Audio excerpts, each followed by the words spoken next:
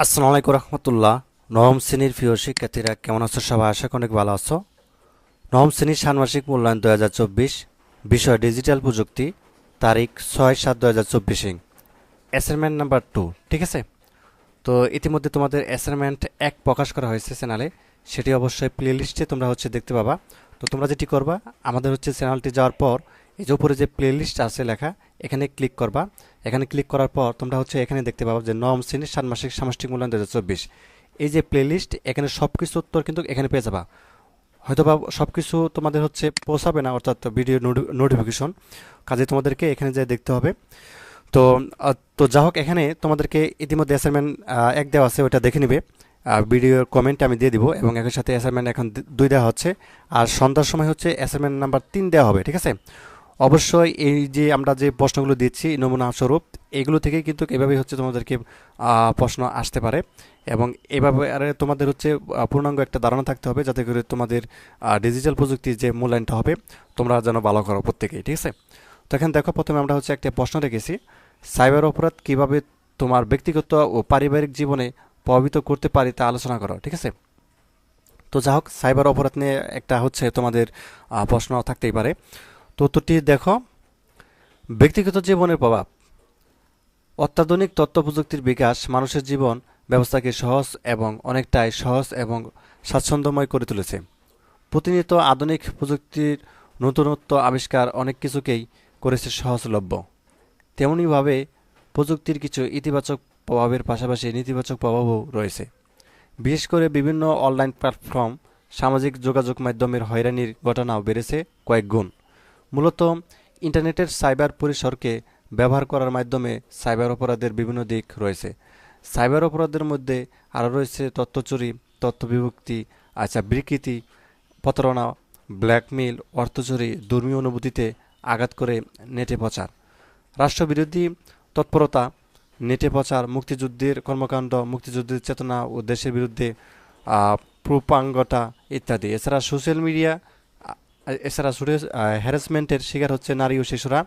তো বিশেষ করে সামাজিক যোগাযোগ মাধ্যমে ফেসবুক, ইউটিউব, ইমেল ইত্যাদির মাধ্যমে কোনো ব্যক্তি পর্নোগ্রাফিক কন্টেন্ট প্রচার, অন্তরঙ্গ মুহূর্তের ভিডিও ছড়িয়ে দেওয়া, ছবি বিকৃতি করে অপপ্রচার, মানসিক হয়রানি, যৌন হয়রানি, সম্মানহানির জন্য অনলাইনে ও ফোনে হুমকি ইত্যাদি সাইবার বুলিং নামে পরিচিত। এই সাইবার বুলিংয়ের শিকার হয়ে অনেক নারী আত্মহত্যার মতো ভয়াবহ পথ বেছে নিয়েছেন। তো যা হোক, বুঝতে পারছো যে ব্যক্তিগত জীবন আসলো সাইবার অপরাধ যে প্রভাবটা, এটি কিন্তু বিভিন্ন ধরনের প্রভাব আসলে পড়ে। তো এরপরে আমরা দেখবো পারিবারিক জীবনে প্রভাব। তো সাইবার অপরাধে পারিবারিক জীবনে কীরকম প্রভাব পড়ে, যেমন বর্তমান আধুনিক সমাজে অনেকেরই হয়রানি বা প্রতারণার মুখোমুখি হতে হচ্ছে। বিশেষ করে নারীরা প্রতিনিয়ত শিকার হচ্ছেন সাইবার বুলিংয়ে।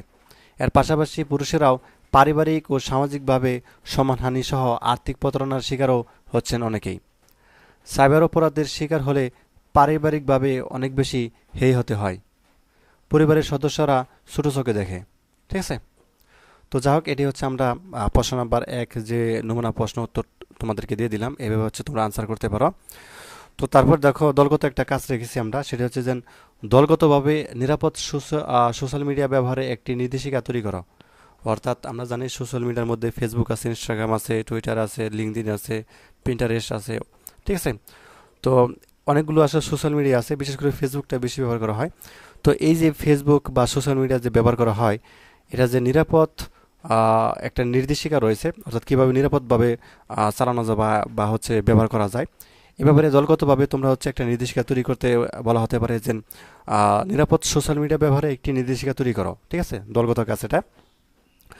তো যাক, এইভাবে আনসারটা করতে পারো। যে উত্তরটি এরকম যে কোনো সোশ্যাল মিডিয়া সাইট ব্যবহার করার আগে নিশ্চিত হয়ে নেওয়া উচিত যে ব্যক্তিগত তথ্যের গোপনীয়তা রক্ষার্থে তারা কী কী বিষয়ে নজর দেয়। এর সাথে সাথে ব্যবহারকারী হিসেবে নিজের দিক থেকেও কিছু বিষয়ে সতর্ক থাকা উচিত।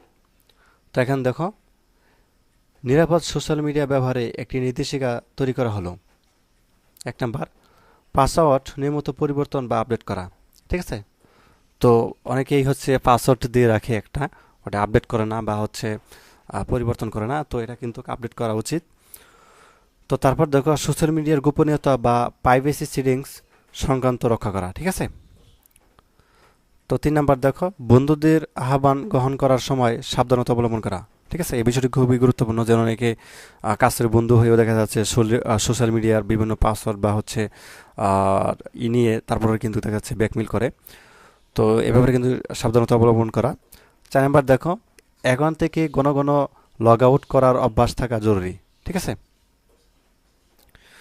তো 5 নাম্বার দেখো, কম্পিউটারের লগ ইন ক্রেডেনশিয়াল সংরক্ষণ না করা। ঠিক আছে। তো তারপর দেখো, শুধুমাত্র নিরাপদ বৈধ অ্যাপ্লিকেশনকে অ্যাক্সেস দেওয়া। এটা বুঝতে পারছো? অর্থাৎ আমরা অনেক ধরনের হচ্ছে সফটওয়্যার কিন্তু অ্যাক্সেস দিয়ে দিই, এটা কিন্তু মোটেও ঠিক না। তো তোমাকে যেগুলো হচ্ছে নিরাপদ অর্থাৎ সফটওয়্যারগুলো আছে সেগুলোই হচ্ছে অ্যাপ্লিকেশনগুলোকে অ্যাক্সেস দেওয়া, মানে অনুমতি দেওয়া। তো তারপর 7 নাম্বার দেখো যে ইমেল ওপেন করার সময় সাবধানতা অবলম্বন করা। ঠিক আছে। এবং 8, আধুনিক অ্যান্টিভাইরাস ইনস্টল ব্যবহার করা। ঠিক আছে, যেগুলো আধুনিক ওইগুলা। তো যাই হোক, এইভাবে হচ্ছে আমরা একটা নিরাপদ সোশ্যাল মিডিয়া ব্যবহারে একটা নির্দেশিকা এইভাবে আমরা তৈরি করতে পারি। তো এটা দলগত কাজ আসতে পারে। তো এই ছিল বিষয়। আর সন্ধ্যার সময় তোমাদের অ্যাসাইনমেন্ট নাম্বার 3 কিন্তু প্রকাশ করা হবে। অবশ্যই ভিডিওটি দেখবে। আর ভিডিওটি যদি না পাও অবশ্যই ভিডিওস ক্লিক করলেও এখানে পেয়ে যাবা। ঠিক আছে। অথবা তুমি যদি এখানেও কিন্তু পেয়ে যাবা। দেখো যে লেটেস্ট যে ভিডিওগুলো আপলোড করা হয়েছে এবং প্লে লিস্টেও কিন্তু দেওয়া থাকবে।